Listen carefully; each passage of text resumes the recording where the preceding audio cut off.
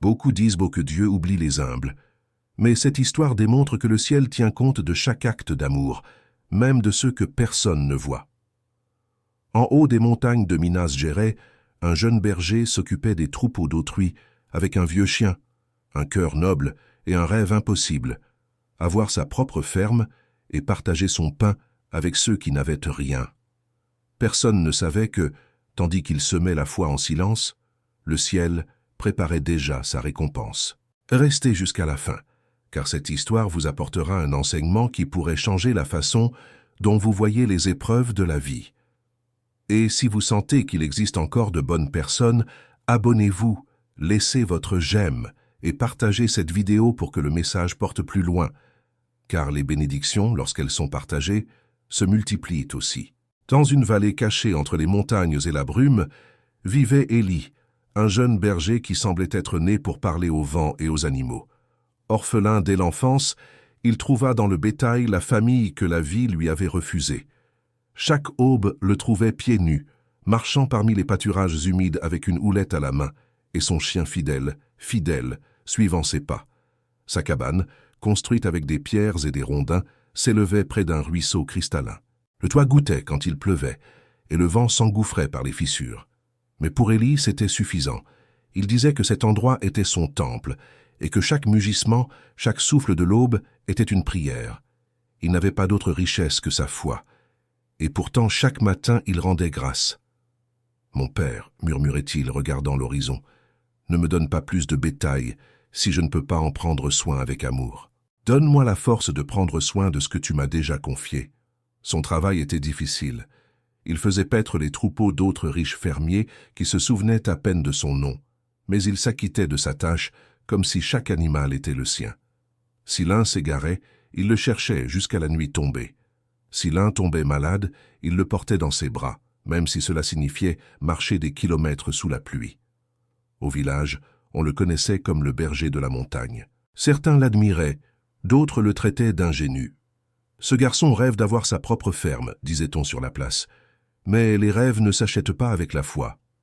Élie se contentait de sourire et de répondre calmement « Peut-être pas, mais la foi peut acheter la paix, et celle-ci ne se vend sur aucun marché. » Quand il descendait au village, il portait sur son âne de petits sacs de fromage et de rapadura, sucre de canne, qu'il échangeait contre du pain et du sel. Il ne marchandait jamais, laissant toujours une partie de son gain aux veuves et aux enfants du lieu. Il avait appris que le cœur qui s'ouvre pour donner ne reste jamais vide. Parfois, au crépuscule, les jeunes du village, fils de fermiers, se moquaient de lui du haut de leurs chevaux. « Alors, berger, quand auras-tu ta propre ferme ?» criait-il en riant. Élie levait les yeux sans colère. « Quand Dieu le décidera, car j'ai déjà appris à prendre soin de ce qui est aux autres, comme si c'était le mien. » Les rires se perdaient dans la poussière de la route, mais ses paroles restaient suspendues dans l'air comme des graines invisibles. Cette nuit-là, de retour à sa cabane, il alluma un petit feu et s'assit devant. Les flammes dansaient dans ses yeux, tandis qu'il partageait un morceau de pain dur avec son chien fidèle. « Un jour nous aurons notre propre troupeau, n'est-ce pas ?» dit-il en lui caressant le dos. Le chien remua la queue et posa sa tête sur les jambes de son maître, comme s'il comprenait. Élie ferma les yeux et sourit. Il imagina un grand pâturage, rempli de bétail blanc et brun, avec une clôture solide et une maison sans fuite. Dans son rêve, le soleil dorait l'herbe et le vent sentait le pain fraîchement cuit. « Si ce moment arrive un jour, murmura-t-il, je promets de ne pas oublier ceux qui n'ont rien. » Dehors, le ciel était couvert d'étoiles, qui semblaient écouter sa promesse. Élie s'allongea sur sa paillasse et, avant de dormir, pria à nouveau. « Seigneur, merci pour cette journée. Je n'ai que mes mains et mon troupeau, mais s'ils dorment tranquilles, mon cœur aussi. » Au loin, les loups à crinière hurlèrent. Élie ouvrit les yeux, prit sa lanterne et sortit. Il marcha parmi les buissons, la houlette levée. « Ne craignez pas, mes petites, » murmura-t-il. « Tant que j'aurai un souffle, personne ne vous touchera. » Le vent souffla fort et les feuilles sèches tournèrent autour de lui, mais il ne sentit aucune peur. Il sentait que quelqu'un l'accompagnait toujours. Et tandis que la lune s'élevait au-dessus des montagnes, le jeune berger n'imaginait pas que le ciel était déjà en train de tisser les fils d'une histoire qui changerait son destin pour toujours. L'aube dans les montagnes était comme une prière peinte en lumière. Élie se levait avant le soleil, la houlette à la main et l'âme éveillée. Il ouvrait la porte de sa cabane tandis que la rosée brillait sur l'herbe. Le bétail le suivait avec confiance, comme s'il reconnaissait sa voix. « Allons-y, mes filles, le pâturage nous attend là-haut aujourd'hui, » disait-il avec tendresse. Dans la vallée, l'écho de ses pas se mêlait au murmure du ruisseau. Parfois, le berger s'arrêtait pour regarder l'horizon et respirait profondément. Un jour, que pensait-il, j'aurai aussi un grand champ, où tout le monde pourra manger sans crainte. Son rêve n'était pas d'ambition, mais d'intention. Il voulait élever son propre bétail, produire du lait et du fromage, mais surtout donner du travail à ceux qui, comme lui, n'avaient jamais eu d'opportunité. Lorsque le soleil atteignait le ciel, Élie descendait au village avec un panier de fromage frais et quelques morceaux de rapadura. Il marchait lentement, saluant tout le monde avec un sourire. Les enfants l'entouraient et il leur donnait des petits morceaux de fromage en échange d'un rire. « Pour toi, Zizou, et un autre pour ta petite sœur. N'oubliez pas de remercier avant de manger. » Les mères le regardaient avec respect. « Que Dieu te bénisse, Élie. Si tout le monde était comme toi, le village serait différent. » Mais tout le monde ne pensait pas de la même façon. Au coin de la place, 3 jeunes hommes avec de nouveaux chapeaux et des bottes fines l'observaient avec mépris. C'étaient des fils de fermiers, des garçons habitués à tout avoir. « Le rêveur est là, » dit l'un avec un sourire hautain. « Oui, celui qui parle au bétail comme s'ils étaient des anges, » répondit un autre en riant. Le troisième, plus cruel, ajouta « On dit qu'il rêve d'avoir sa propre ferme, pauvre illuminé. Il ne sait pas que les rêves ne nourrissent pas. » Élie les entendit mais ne répondit pas. Il continua de marcher calmement, serrant son sac. « Alors, berger, combien te paye-t-on pour t'occuper de ce qui n'est pas à toi ?» Élie s'arrêta. Son regard était serein, mais ferme.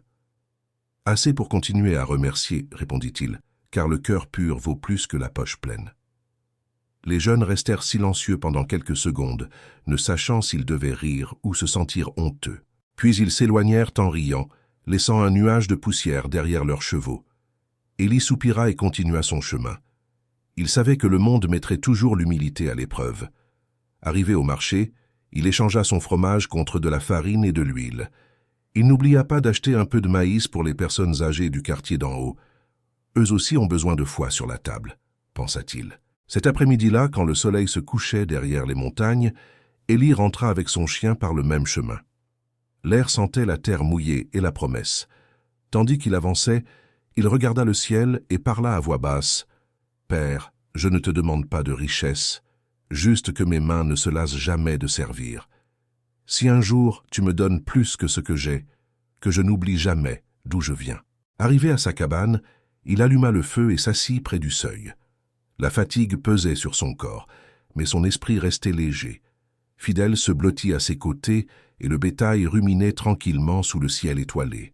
La paix semblait infinie, mais le destin s'approchait silencieusement dans l'ombre de l'aube prochaine.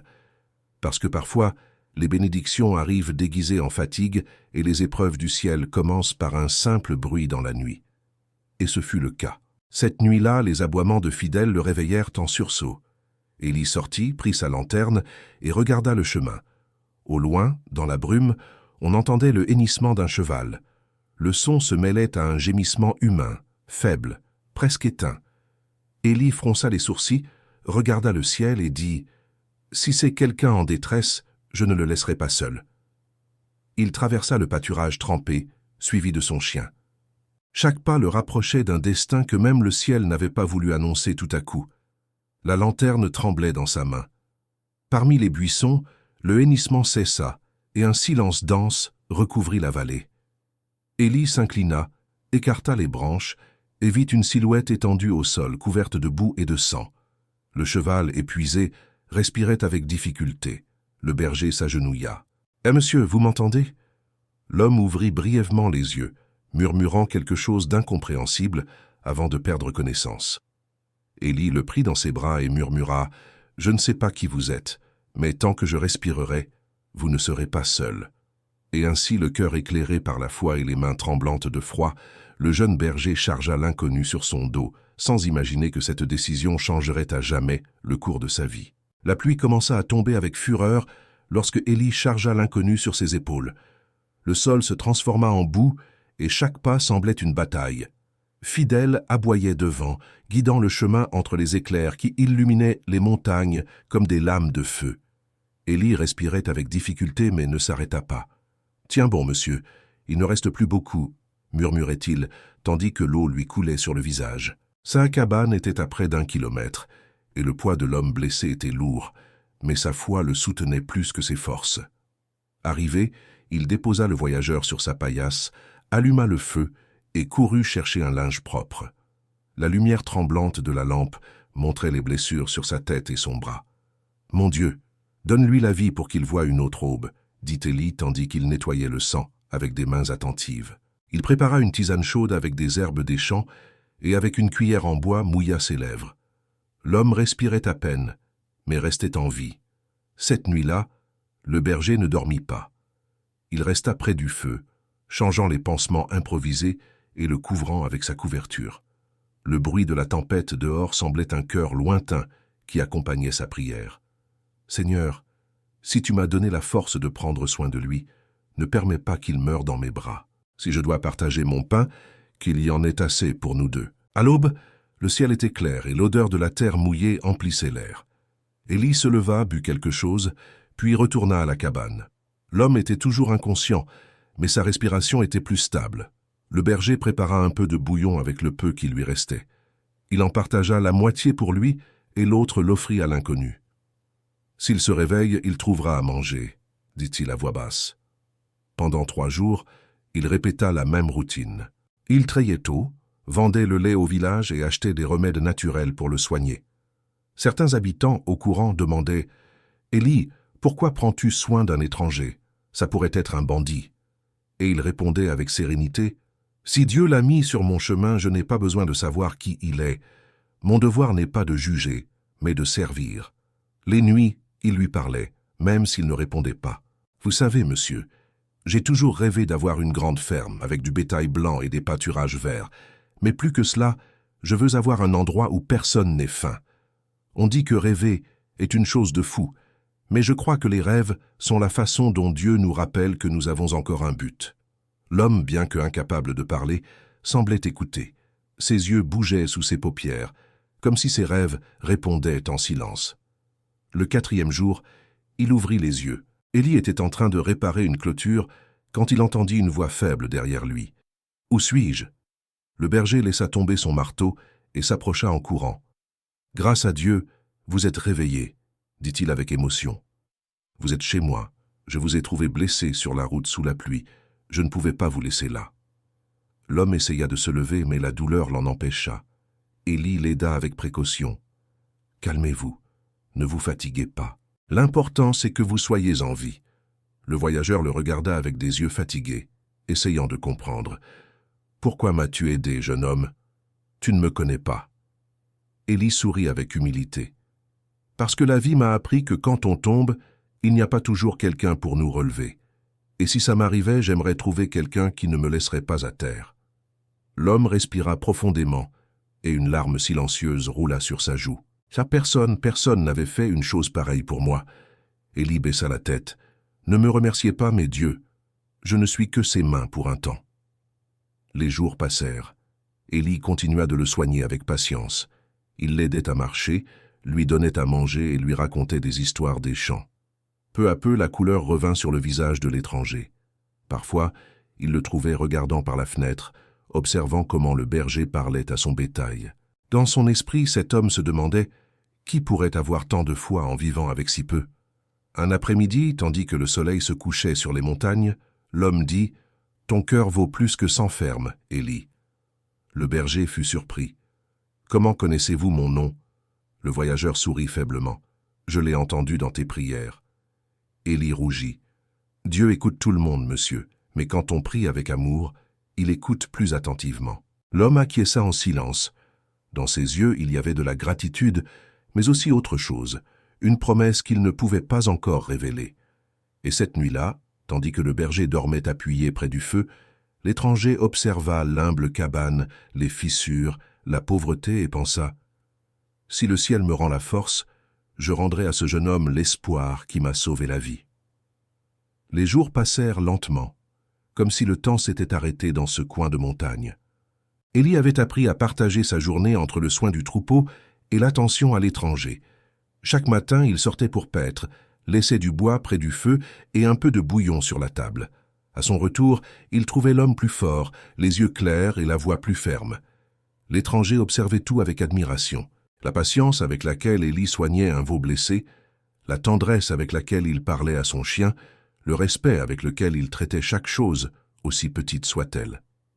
Un après-midi, tandis que le soleil dorait les montagnes, l'homme dit « Sais-tu, jeune homme, j'ai connu des gens avec des terres et du pouvoir, mais peu avec un cœur comme le tien. » Élie sourit sans lever les yeux de son travail. « Je ne m'y connais pas en richesse, monsieur. Je sais seulement que le bien, même petit, laisse toujours une trace. » L'homme le regarda avec des yeux sérieux. « N'as-tu jamais été en colère contre la vie de t'avoir donné si peu ?» Élie s'arrêta. Sa réponse fut calme, mais ferme. « La solitude me fait parfois mal, je ne le nie pas, mais je crois que la douleur est aussi une forme de prière, car quand l'âme n'a plus rien, elle apprend à écouter Dieu plus clairement. » L'étranger baissa les yeux. Il y avait quelque chose dans ces mots qui lui ébranlait le cœur. Cette nuit-là, pendant que le berger dormait, il écrivit quelque chose sur un morceau de vieux papier qu'il trouva sur la table. Il ne savait pas comment payer tant de bonté, mais il savait que la vie ne l'avait pas fait rencontrer Élie par hasard. À l'aube, le chant des coqs rompit le silence. Élie ouvrit les yeux et vit le grabat vide, la couverture pliée, la cruche vide, et sur la table, une note. Son cœur fit un bond. Il la prit entre ses doigts et lut à voix haute « Le ciel voit ce que tu fais quand personne ne te regarde. Que Dieu te bénisse, jeune berger. Je reviendrai. » Élie resta debout pendant plusieurs minutes, les yeux fixés sur ces mots. Il ressentit un mélange de tristesse et de paix. Il avait appris à ne rien retenir, pas même la gratitude. Il rangea la note dans une petite boîte en bois avec une pierre blanche qu'il avait trouvée le jour où il avait enterré sa mère. Pour lui, les deux étaient des rappels de la foi. L'un de la vie qui s'en est allée et l'autre de la bonté qui pouvait encore fleurir. Les semaines passèrent. Élie reprit sa routine. Le bétail paissait tranquillement. Le soleil revenait illuminer les montagnes et le chien fidèle courait joyeusement parmi les buissons. Mais quelque chose avait changé en lui. Il y avait une nouvelle lumière dans son regard, un espoir silencieux qui l'accompagnait à chaque étape. Parfois, en regardant l'horizon, il pensait à l'inconnu et à sa promesse de revenir. Non par désir de récompense, mais parce qu'il avait senti en cet homme une étincelle du même ciel qu'il vénérait tant. Un après-midi, alors qu'il descendait au village avec un sac de toile rempli de fromage, il s'arrêta devant l'église et entra. L'air sentait l'encens et le vieux bois. Il s'agenouilla en silence, ferma les yeux et dit « Seigneur, je ne te demande pas de revenir. Je te remercie seulement de m'avoir donné l'occasion de servir. Si tel était mon but, je l'accepte avec joie. » Les jours se transformèrent en mois. Élie continuait de travailler, aidant qui il pouvait. Les enfants du village l'attendaient chaque samedi pour écouter ses histoires et manger du pain au miel. Parfois, il regardait les montagnes, se demandant ce qui était arrivé aux voyageurs, mais au fond, il savait que les vraies promesses ne se brisent pas. Elles se réalisent simplement en leur temps. Un matin, alors qu'il abreuvait son bétail, il vit au loin un nuage de poussière. C'était un groupe de cavaliers qui avançait par le raccourci. Élie s'écarta, pensant que c'étaient des marchands ou des étrangers, mais lorsque l'un d'eux s'approcha, il remarqua quelque chose de différent. C'était un homme grand, bien vêtu, au regard ferme. Il portait une médaille d'argent sur sa poitrine et dans ses yeux une lueur de gratitude. « C'est toi, Élie, le berger ?» demanda-t-il. Le jeune homme fut confus. « Le patron te cherche, » dit le cavalier. « Le colonel Ramirez veut te voir, il dit que tu lui as sauvé la vie. » Élie sentit le monde s'arrêter. Colonel Ramirez. Le nom résonna dans son esprit comme un coup de tonnerre. Il comprit alors que cet étranger n'était pas un homme ordinaire. Son cœur battait fort. Il regarda le ciel et murmura « Alors, c'était ça la promesse. » Fidèle aboya joyeusement et le berger, avec un mélange d'émerveillement et de crainte, prit le chemin vers le destin que le ciel lui avait préparé. Le chemin vers la ferme était long et poussiéreux. Élie le parcourut d'un pas ferme, mais le cœur battant. Fidèle courait à ses côtés, flairant l'air, comme s'il pressentait lui aussi que quelque chose d'important allait se produire. À mesure qu'il avançait, le paysage changeait. Les montagnes cédèrent la place à une vallée fertile, pleine d'arbres et de bétail. Les clôtures étaient fraîchement peintes. Les étables sentaient le maïs et la luzerne. Tout semblait un monde différent du sien. Lorsqu'ils arrivèrent au portail principal, un homme en uniforme les attendait. « Le colonel Ramirez vous attend dans le grand salon », dit-il avec respect. Élie baissa les yeux et acquiesça. Il entra, son chapeau à la main, nerveux, essayant d'essuyer la poussière de ses bottes avec le bord de son pantalon. L'intérieur de la ferme était vaste, avec des poutres en bois et d'anciens portraits accrochés au mur. Chaque coin respirait l'histoire, le pouvoir et l'abondance. Et là, assis près d'une fenêtre, se trouvait lui, le même homme qu'il avait trouvé à moitié mort sous la tempête. Élie s'arrêta. Pendant un instant, il ne sut s'il devait avancer ou s'agenouiller. Le colonel Ramirez sourit et se leva lentement. « C'était donc toi, dit-il d'une voix sereine, le berger qui ne m'a pas laissé mourir. » Élie baissa la tête. « J'ai juste fait ce que n'importe qui aurait fait. » Le fermier secoua la tête. « Non, jeune homme, tu te trompes. Personne n'a fait ce que tu as fait. J'ai passé des heures à terre sur cette route et tous ceux qui sont passés m'ont tourné le dos. Toi seul t'es arrêté. Tu m'as donné de la chaleur, du pain et la foi quand je n'avais plus la force de croire. » Le silence fut rempli d'émotion. Élie sentit un nœud dans la gorge. « Je n'attendais rien en retour, monsieur. »« Et c'est justement pour cela que tu mérites tout, » répondit le colonel Ramirez en s'approchant. Il le conduisit jusqu'à la véranda, d'où l'on apercevait un champ verdoyant qui s'étendait à perte de vue. « Ces terres étaient à mon père, » expliqua-t-il. « Depuis mon enfance, j'ai grandi en croyant que la richesse était d'avoir plus de bétail que les autres. Mais quand je me suis retrouvé entre la vie et la mort, j'ai compris que la vraie richesse se trouve dans les cœurs qui ne mesurent pas le bien en pièces de monnaie. » Élie l'écoutait en silence, le regard perdu dans les pâturages. « C'est pourquoi, continua le colonel Ramirez, j'ai décidé de te donner une partie de cette vallée, une parcelle près du ruisseau, fertile et bonne, et 20 têtes de bétail saines. Je veux que tu commences ton propre troupeau, jeune homme. » Élie recula d'un pas, surpris. « Non, monsieur, je ne peux pas accepter une chose pareille. »« Tu le peux, » répondit le colonel Ramirez. « Et tu le dois, car celui qui prend soin avec amour de ce qui est aux autres mérite de prendre soin de ce qui est à lui avec honneur. » Les larmes jaillirent des yeux du berger. Il s'agenouilla, les mains tremblantes. « Merci, Seigneur, mais plus qu'à vous, je rends grâce à Dieu. Il a écouté mes prières, même si je m'étais déjà résigné à ce qu'elles n'arrivent pas. » Le colonel Ramirez le releva avec tendresse. « Ne me remercie pas, Élie. Remplis seulement la promesse que tu as faite devant le feu. Ne pas oublier ceux qui ont moins. » Élie acquiesça, les yeux encore humides. « C'est ce que je ferai, car celui qui oublie son origine perd ses racines. » Le même après-midi, le fermier l'accompagna jusqu'à la parcelle. C'était un terrain magnifique, traversé par un ruisseau qui brillait sous le soleil. Le bétail paissait tranquillement et le vent sentait la vie nouvelle. Élie n'arrivait pas à y croire. Il marcha pieds nus sur l'herbe, s'agenouilla et prit une poignée de terre entre ses mains. « Ce sera mon héritage pour ceux qui viendront après moi, » murmura-t-il. Fidèle aboya joyeusement et courut, heureux, parmi les animaux. Le colonel Ramirez, en le voyant, sourit. « Prends-en soin comme tu as pris soin de moi, Élie. Avec foi, patience et amour, le ciel te rendra multiplier ce que tu sèmes ici. » Et ainsi commença une nouvelle étape dans la vie du jeune berger. Au crépuscule, il alluma un feu de camp près du ruisseau et regarda le ciel. Les étoiles semblaient plus proches, comme si Dieu lui-même était descendu pour le bénir. « Le bien n'est jamais perdu, » murmura-t-il. « Il attend juste le bon moment pour revenir converti en miracle. » Dès ce jour, chaque aube eut une nouvelle signification. Il n'était plus le berger des autres, il était le gardien de son propre rêve. Et bien que sa ferme commençât à peine, Élie savait que dans ces terres ne grandirait pas seulement du bétail, mais aussi les semences de la promesse que le ciel lui avait faite il y a longtemps. Les mois passèrent comme des feuilles emportées par un vent doux.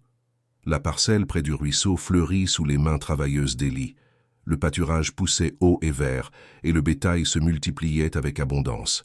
Chaque aube était un chant, chaque jour une prière transformée en travail. Le jeune berger se levait avant le soleil, allumait le feu et regardait l'horizon avec gratitude. « Merci, Seigneur, disait-il, de me laisser prendre soin de ce que je n'ai fait qu'imaginer un jour. Fidèle, son fidèle compagnon, vieillissait à ses côtés, toujours vigilant, toujours joyeux. Parfois, lorsque le chien dormait près de l'étable, Élie s'asseyait avec sa vieille guitare et chantait des chansons d'espérance. Les enfants du village, en entendant sa voix depuis la route, s'approchaient en riant. Élie les invitait à entrer et leur donnait du lait chaud et du pain fraîchement cuit. « Manger, la bénédiction se partage », disait-il avec un sourire. Sa réputation commença à grandir, non par la richesse ou le pouvoir, mais par sa bonté. Les gens l'appelaient le berger béni. Il disait que son bétail ne s'égarait jamais et que les champs où il passait refleurissaient toujours. Mais Élie ne s'attribuait aucun mérite. Tout cela, disait-il en pointant la vallée, est un prêt du ciel. Rien n'est à moi. Je n'ai qu'à en prendre soin tant que Dieu le voudra. Chaque semaine, il descendait au village avec des produits frais. Il vendait du fromage, du lait et du beurre, mais laissait toujours une partie pour les nécessiteux. Aux personnes âgées, il apportait de la nourriture, aux enfants des vêtements chauds. Et quand quelqu'un lui demandait comment il parvenait à prospérer sans jamais manquer de rien, il répondait avec un calme désarmant. Le secret n'est pas de garder, mais de donner. Ce qui est partagé avec foi, le ciel le rend multiplié. Le colonel Ramirez, en le voyant, ressentait de la fierté. « Élie, lui disait-il, tu es la preuve que la richesse sans humilité n'est qu'un mirage. Ta ferme est petite, mais ton exemple est plus grand que toutes mes terres. » Le berger s'inclinait, reconnaissant. « La gloire ne m'appartient pas, monsieur, j'essaie seulement de servir. » Cependant, alors que tout semblait parfait, une ombre commençait à se former derrière l'horizon. La nature, sage et mystérieuse, met toujours la force des hommes à l'épreuve lorsqu'ils sont le plus confiants. Élie le pressentait. Un après-midi, alors qu'il trayait, il remarqua qu'une des vaches boitait. Il l'examina attentivement et vit une petite blessure à la patte. Il la nettoya, appliqua des herbes et pensa que cela suffirait. Mais le lendemain, une autre vache était faible, puis une autre. Élie fronça les sourcils. Ce n'était pas normal. Il les examina une par une. Certaines avaient de la fièvre, d'autres ne voulaient pas manger. Cette nuit-là, il dormit à peine. Il se leva plusieurs fois pour vérifier l'étable. Les aboiements de fidèles le maintenaient en alerte, comme si tous deux sentaient que quelque chose d'invisible rôdait parmi les animaux. Les jours suivants confirmèrent ses craintes. Le mal se propageait sans raison apparente. Les animaux les plus jeunes tombaient malades les premiers, puis les autres. Élie tenta de les soigner avec des remèdes naturels, comme il l'avait appris d'un vieux berger. Mais rien ne semblait fonctionner. Le pâturage restait vert, l'eau claire, et pourtant, son troupeau s'éteignait peu à peu. Un après-midi, désespéré, il monta sur la colline la plus haute et s'agenouilla devant le ciel. « Mon père, clama-t-il, je ne te demande pas de richesse, seulement de la sagesse. Si c'est une épreuve, enseigne-moi à la comprendre, mais si c'est un châtiment, pardonne-moi avant que je ne perde tout. » Le vent souffla fort, soulevant la poussière du sol. Élie sentit un frisson lui parcourir le dos. Il n'y avait pas de réponse, seulement l'écho du silence et le bruit de son bétail mugissant au loin. Il descendit, le cœur serré, sachant que les jours d'abondance étaient sur le point de se convertir en nuits d'incertitude. Le colonel Ramirez vint le voir en apprenant la nouvelle. « Vends ce que tu peux avant de tout perdre », lui conseilla-t-il. Mais Élie refusa avec fermeté. « Je ne peux pas abandonner ce que Dieu m'a confié.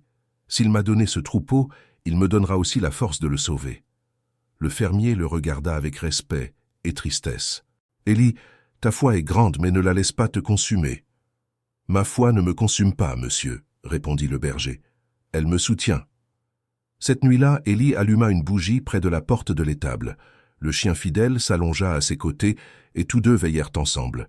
Le feu se reflétait dans ses yeux fatigués, et le berger, d'une voix tremblante, murmura « Si ce bétail est mon épreuve, je ne l'abandonnerai pas, car on n'abandonne pas ce que l'on aime, et l'on ne renonce pas à ce que le ciel a mis entre nos mains. » Et ainsi, tandis que les étoiles observaient en silence, commença l'étape la plus dure de sa vie, la tempête invisible qui mettrait à l'épreuve non seulement son travail, mais l'essence même de sa foi.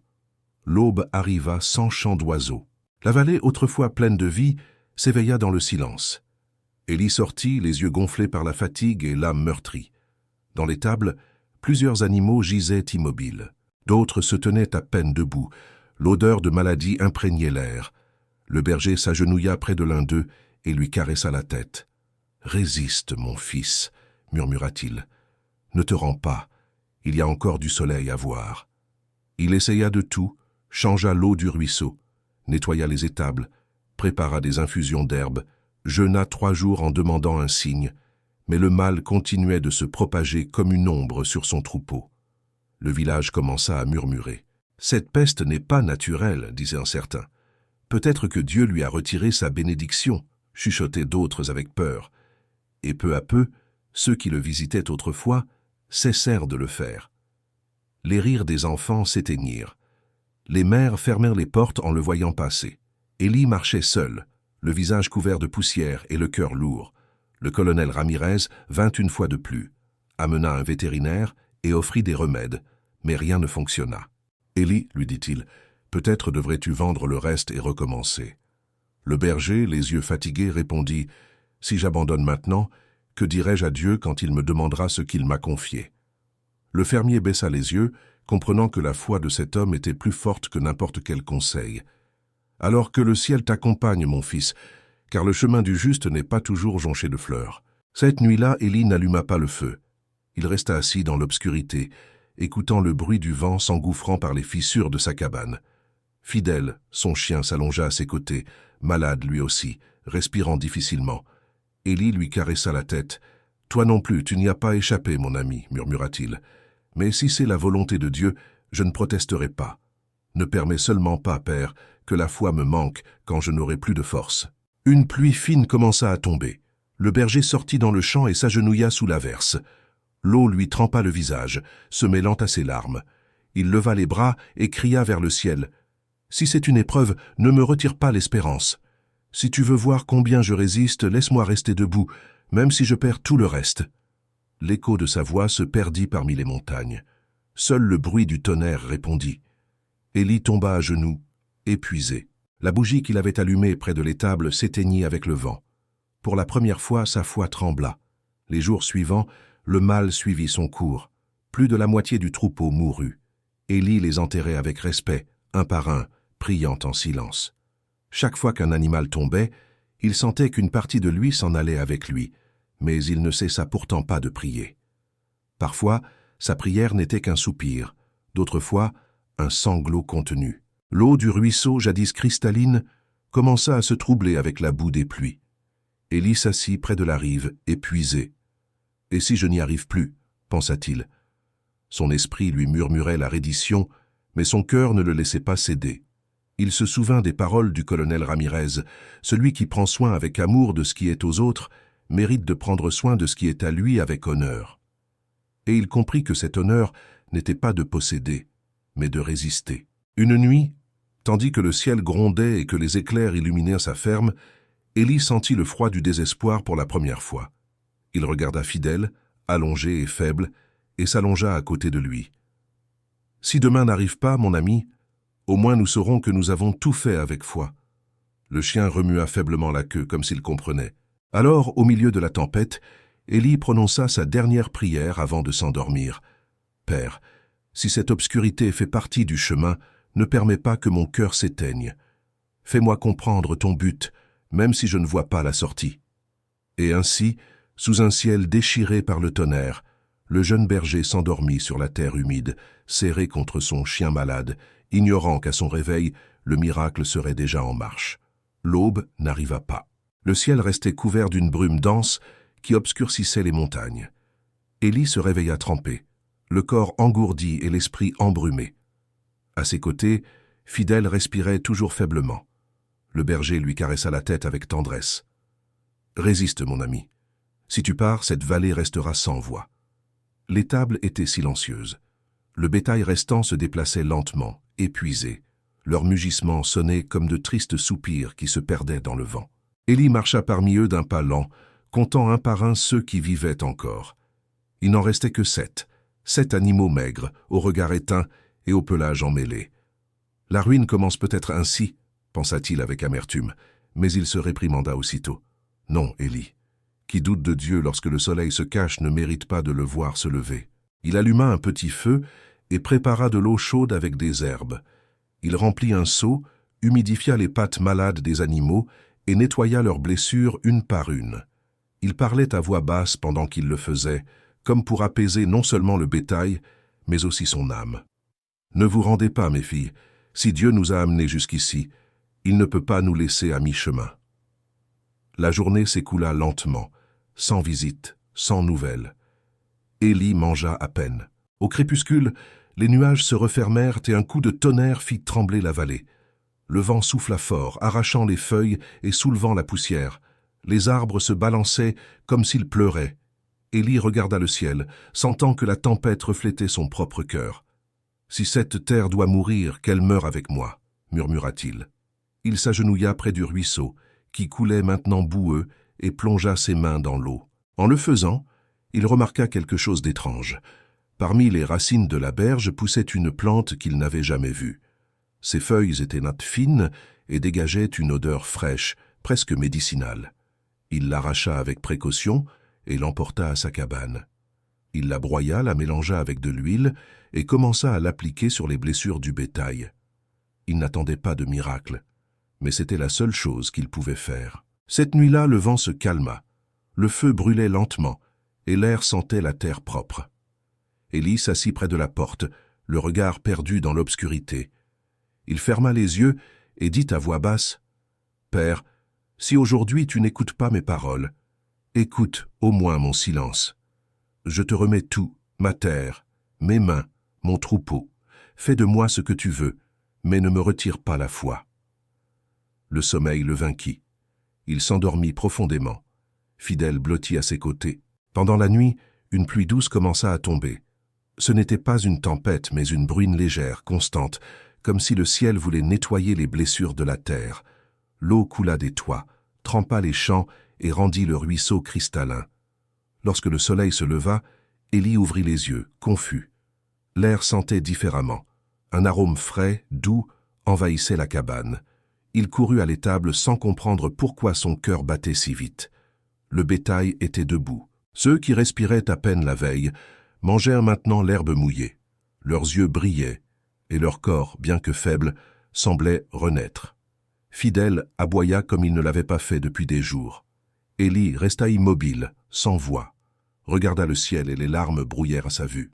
« Merci, Seigneur, merci. » Il s'agenouilla dans la boue et leva les mains, tandis que le soleil, pour la première fois depuis des semaines, perçait les nuages et baignait la vallée d'une lumière dorée.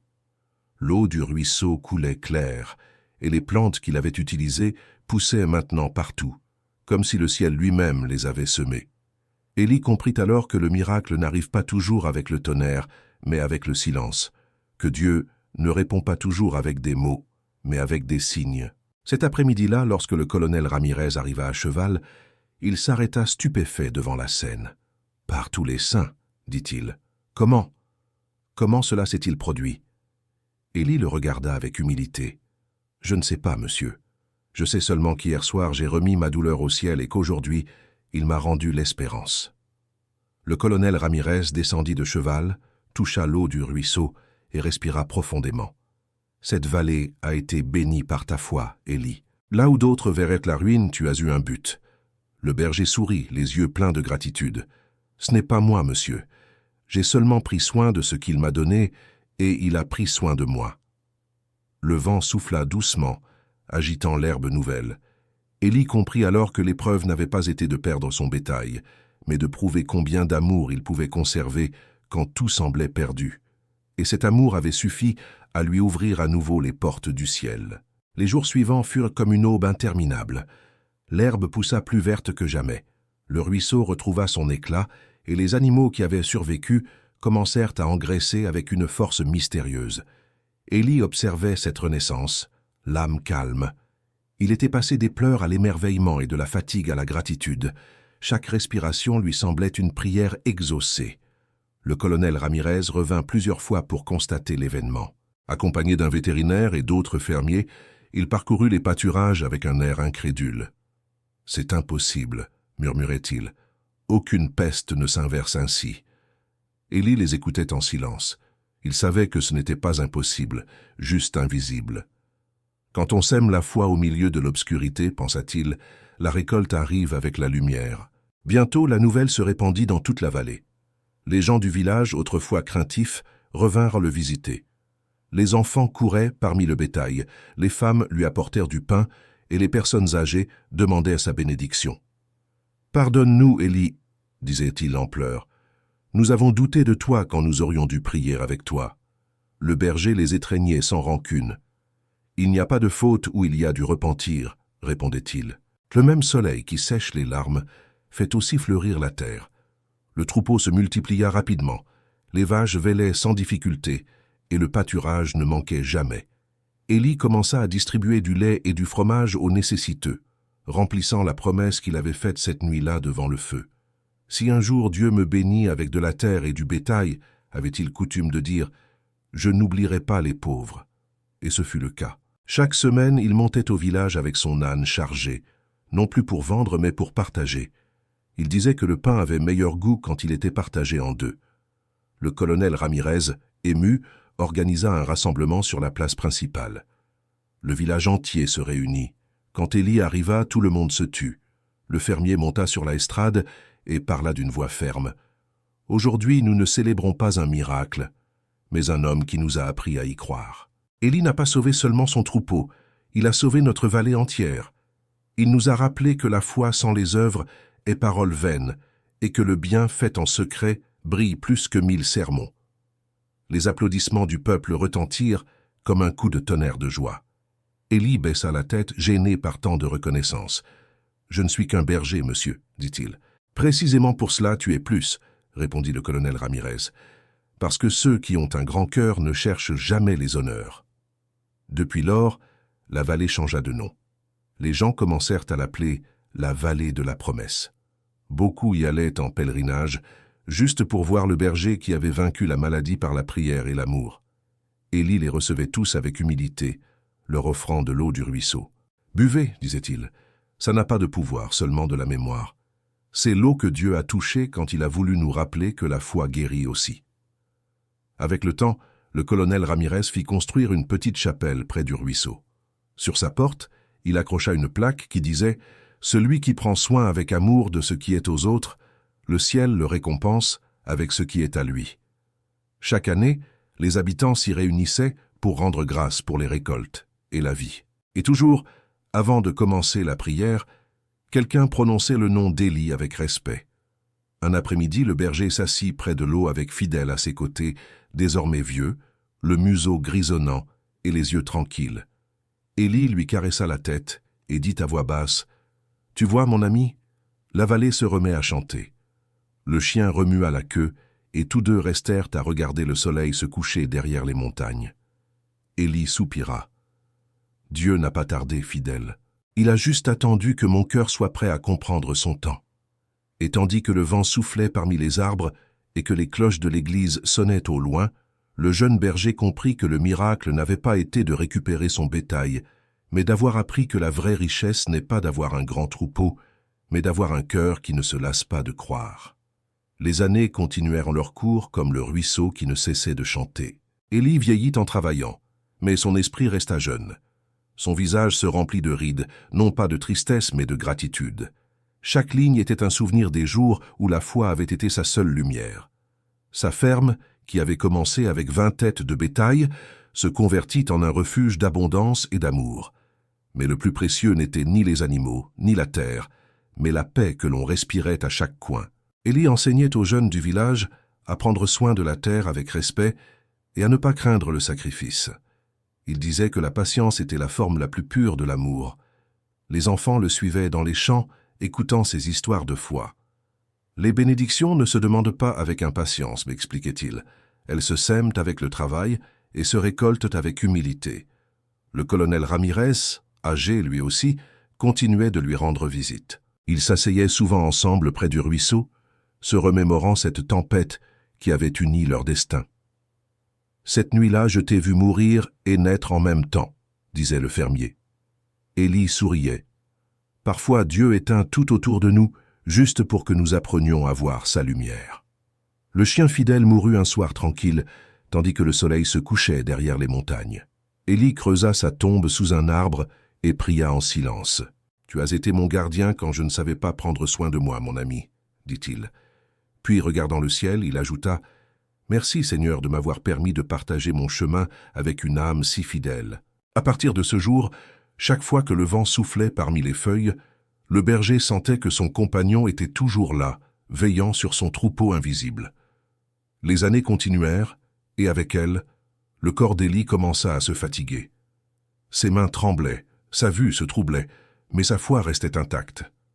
Il savait que son temps approchait, et il voulut laisser plus que des souvenirs. Une nuit, il s'assit près de la table et écrivit une lettre. Il la laissa sur une boîte en bois, à côté de la pierre blanche et de la note que l'étranger avait laissée tant d'années auparavant. Dans la lettre, il disait « Si un jour tu lis ceci, souviens-toi que la vie est un prêt et la foi une semence. Ne crains pas la douleur, c'est la manière dont l'âme apprend à fleurir. Dieu ne m'a pas donné de richesse pour me sentir grand, mais pour continuer à être utile. Si j'ai appris quelque chose, c'est que le bien n'est jamais perdu. Il revient juste sous des formes que l'on n'attend pas. Prends soin de ce que tu aimes, aide sans demander. Et quand tu croiras que Dieu garde le silence, écoute plus doucement. Sa voix est là. » Le lendemain matin, Élie ne se réveilla pas. On le trouva, la Bible ouverte sur ses genoux et un léger sourire sur son visage. Son bétail dormait autour de la cabane, comme s'il comprenait que leur berger était parti pour des pâturages plus hauts. Le village entier assista à son enterrement. Les enfants apportèrent des fleurs, les personnes âgées des larmes et les jeunes des promesses. Le colonel Ramirez plaça une croix en bois près de sa tombe, face au ruisseau. Il y grava les mots qu'Élie avait dits tant de fois. Celui qui prend soin avec amour de ce qui est aux autres, le ciel le récompense avec ce qui est à lui. Au fil des ans, son histoire devint une légende. Les voyageurs qui traversèrent la vallée disaient que les nuits de pleine lune, on voyait une silhouette marcher parmi les collines avec une houlette à la main et un chien blanc à ses côtés. Le bétail, en la sentant, se regroupait en silence et le vent semblait murmurer une ancienne prière. Le berger veille toujours, le ruisseau coule toujours clair et la chapelle près de l'eau garde son souvenir. Chaque fois que quelqu'un perd l'espoir, il suffit d'écouter le murmure. Il semble dire que tout effort fait avec amour est récompensé, que toute foi mise à l'épreuve mérite la lumière, et qu'aucune bonté ne passe inaperçue aux yeux du ciel. Parce qu'Élie, l'humble berger de la vallée, n'a pas seulement pris soin du bétail, il a pris soin de la promesse de Dieu sur terre. Et ainsi son histoire resta écrite parmi les montagnes comme un écho éternel d'espérance, que celui qui sème bien dans l'obscurité récolte toujours la lumière dans l'âme. Et ainsi se termina l'histoire d'Élie, le berger, qui a tout perdu, sauf la foi. Un homme qui a appris que lorsque vous faites le bien en silence, le ciel répond avec des miracles qui font du bruit, parce que les épreuves n'arrivent pas pour vous détruire, mais pour révéler la force que vous ne saviez pas que vous aviez. Si cette histoire a touché votre cœur, laissez un « Amen » dans les commentaires et partagez-la avec quelqu'un qui a besoin de croire à nouveau aujourd'hui. Abonnez-vous à Havre des Fables, car chaque semaine, nous racontons des histoires qui guérissent, qui enseignent et qui vous rappellent que Dieu n'oublie jamais ceux qui font le bien, même si personne ne les regarde.